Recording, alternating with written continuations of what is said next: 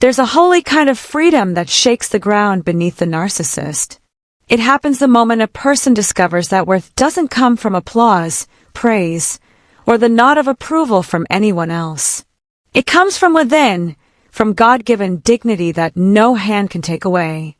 That discovery unsettles the narcissist because their entire way of operating is built on the assumption that you'll always need something from them: attention, affirmation, or a counterfeit version of love. Strip that away, and you strip away their leverage. Suddenly, you're no longer bound by their grip. You're untouchable, and that terrifies them. The narcissist works like a collector of emotional debt. Every gesture, every word of praise comes with strings. Compliments aren't gifts, they're bait. When you glow under their approval, they feel powerful, not because you're lifted, but because they've tightened their control. It feels almost godlike to them, a counterfeit power. But the moment you root your worth in something unshakable, truth, values, faith, they lose their entry point. Shame can't pierce a heart that knows its own worth. Doubt can't poison a soul that has closed the gaps where manipulation used to slip through.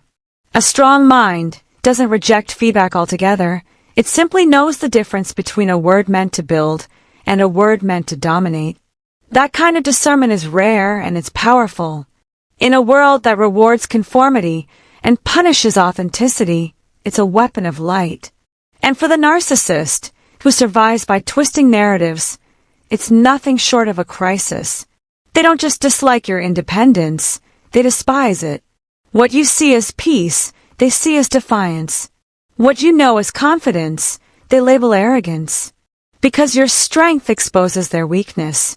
Their superiority has always been a performance propped up by your self-doubt. When you step out from under it, their stage collapses. That's why they rage at your growth. Not because of the surface-level successes, but because you no longer need their permission to breathe. Narcissists can even tolerate your victories as long as you keep them at the center of your emotional universe. But when you stop chasing their praise, when their disapproval no longer makes you flinch, they unravel. You've cut the supply line. You've left their theater, and now the spotlight burns only on them. The beautiful thing is, most people who reach this place of strength don't even realize how intimidating it is. They've been told for years they're too much, too direct, too strong. But those very traits are what make them unconquerable. Those are the signs of someone who won't be bent, baited, or subdued. Here's the paradox of freedom. The stronger you become, the quieter you grow. You don't waste breath explaining your worth to those committed to misunderstanding you. You don't shrink yourself to fit into spaces you've outgrown. And in that stillness, something glorious happens. The chaos of the narcissist no longer touches your peace.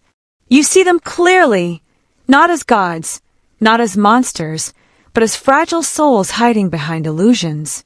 And that sight disarms them more than any fight ever could. If you've come to the place where you no longer need their nod to feel whole, then you've already won. You've stepped into a kind of freedom they can't even comprehend. And while they'll reach, claw, and weave their webs, it won't hold you anymore. The greatest victory of your life is knowing your worth and never again surrendering it into the hands of someone else. One of the most devastating blows to a narcissist is not loud rebellion, but simple clarity. To stand before them and refuse to accept their twisted version of reality. To ask questions they can't answer. To seek truth where they've built illusion. They live in the realm of appearances, facades polished by charm and intimidation. But when you demand coherence, when you refuse to be distracted by their smoke and mirrors, you strike at the core of their survival. That's why intellectual strength unnerves them. Not arrogance, not coldness, but curiosity anchored in truth. The courage to slow down, to look closer, to ask, why? How? Where's the evidence? Such questions shine a light where they've thrived in shadows. They depend on chaos, distraction, and blame shifting. But the steady mind doesn't play their game. It holds the ground. It waits for truth. And in that patience, their house of cards begins to tremble. Pull on the threads of their contradictions, and you'll see what they fear most. Hollowness. A lack of substance. Because the narcissist has spent more time perfecting an image than becoming authentic. When you confront that fragility with quiet strength, you don't just unsettle them, you unravel the very illusion they live on. The heart of this battle is simple, yet profound. What unsettles the narcissist isn't just that you stop swallowing their words. It's that your clarity forces them to stare at the truth they've been running from all their lives. Your questions cut deeper than any outburst, not because they're loud or hostile, but because they're clear. They're rooted in logic, in quiet observation, in a hunger for truth that refuses to dance with drama. Understand this.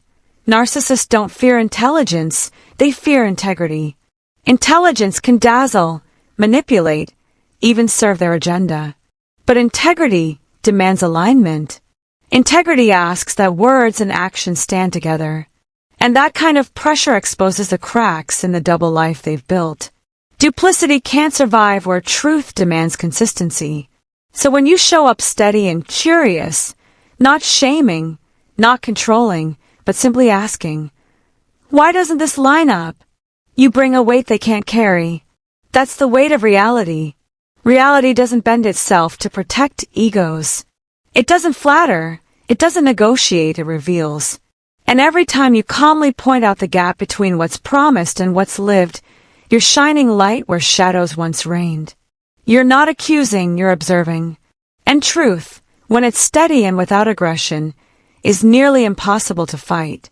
That's the gift of a strong mind. It doesn't aim to dominate, it aims to clarify. It doesn't argue to win, it questions to understand. And that shift alone turns the narcissist's world upside down because they only know life as a zero-sum game. For them, someone must be on top and someone must be beneath. But when you live in truth, you step outside that game altogether. If you find yourself refusing half-truths, asking the questions no one else dares to ask, insisting on coherence in a sea of contradictions, know what you're doing. You're confronting dysfunction with reason, not rage.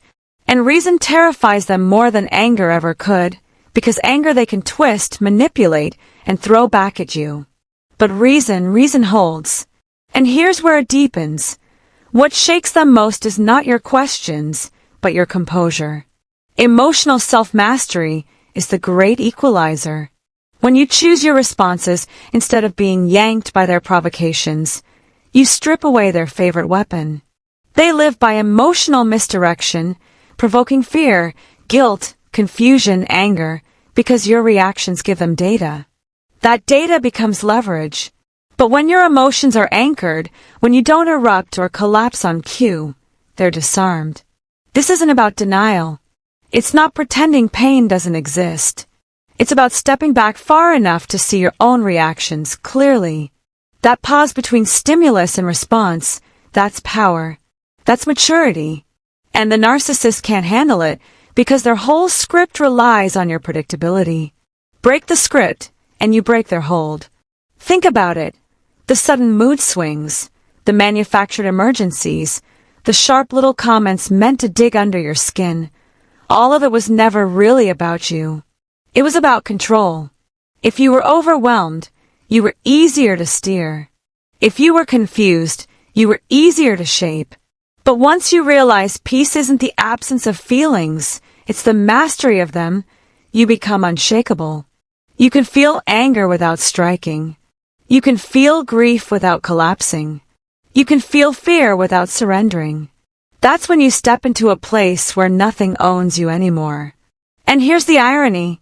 To the narcissist, your calm feels like cruelty. Your stillness feels like betrayal. Your refusal to react looks like coldness. But it's not coldness, it's clarity. It's the strength born from inner work, the wisdom to know not every battle deserves your energy, and the courage to walk away from bait meant only to drain you. This kind of strength doesn't drop into your life overnight. It's forged in the fire of mistakes, overreactions, reflection, and the long, painful work of disentangling yourself from invisible chains. You stumble, you fall, you learn, and slowly you rise with a new kind of freedom, the freedom of emotional independence. And once you taste that freedom, you realize just how much of your life was once choreographed by the reactions of people who never truly had your good in mind. You stop dancing to their rhythm. You stop explaining yourself. You stop being predictable. And in that unpredictability, rooted not in chaos but in clarity, you become unmanageable to the narcissist. At the core of this lies independence. Independence means the narcissist can no longer write your script, no longer define your emotions, no longer dictate your choices. That kind of autonomy rattles the very foundation of their control. One of the greatest marks of inner strength is the setting of boundaries. Simple to say, but in the realm of narcissistic dynamics, it's a revolution. Boundaries are not walls, they are definitions. They mark where you end and another begins. For the narcissist, who thrives on blurred lines and psychological enmeshment, that clarity feels intolerable. The narcissist survives by invading inner space. They want to crawl into your conscience, into your sense of right and wrong, into your self-perception. They don't want to be a voice in your head. They want to be the voice, the one that defines who you are, what you deserve, and how you should feel. And tragically, many internalize that voice over time. The narcissist doesn't even have to speak anymore. You've already begun doubting yourself before a word leaves their mouth. But when you set a boundary, when you calmly declare, "This is who I am, this is what I'll allow, this is what I'll walk away from," you strike at the core of that illusion.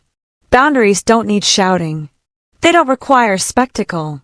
They require clarity. And in a world of psychological fog, clarity is radical. Yet the real test isn't in setting the boundary, it's in enforcing it. Because the narcissist won't meet your line with respect. They'll meet it with punishment. They'll guilt-trip you, accuse you of selfishness, twist the story, or rally others against you. They'll do whatever they can to drag you back into the old pattern where your need for peace outweighed your need for self-respect. And this is where the battle sharpens. Because enforcing boundaries often means accepting loss, loss of approval, loss of temporary harmony, sometimes even the loss of the relationship itself. But what you gain is priceless. You gain integrity. Not the loud, performative kind, but the quiet kind that lets you look in the mirror and say, "I didn't betray myself today." The narcissist won't interpret this as strength. They'll see it as betrayal. To them, love has always been control. When you stop being an extension of their ego and start being a sovereign soul, the illusion shatters. They're no longer the axis of your world, and that's a reality they can't bear. Because here's the truth. Boundaries are more than self-care, they are moral declarations. They say, "I won't enable manipulation. I won't reward cruelty. I won't confuse empathy with surrender." Boundaries honor dignity, yours and everyone's. That's not selfishness. That's righteousness. When your yes is yes, and your no is no, the game changes. Those who relied on your confusion to keep their power lose their grip. The narcissist doesn't know how to handle someone who can walk away. They don't know what to do with someone who doesn't need constant approval, someone who no longer bows to guilt or fear. They may rage, withdraw, escalate, but none of it works anymore. Because you've rewritten the terms. And in that subtle, unshakable shift, years of conditioning begin to fall away. You stop asking, "Will this make them okay?" and start asking, "Am I okay with this?" That one question reorders your life. It calls you into responsibility, and it ushers you into freedom.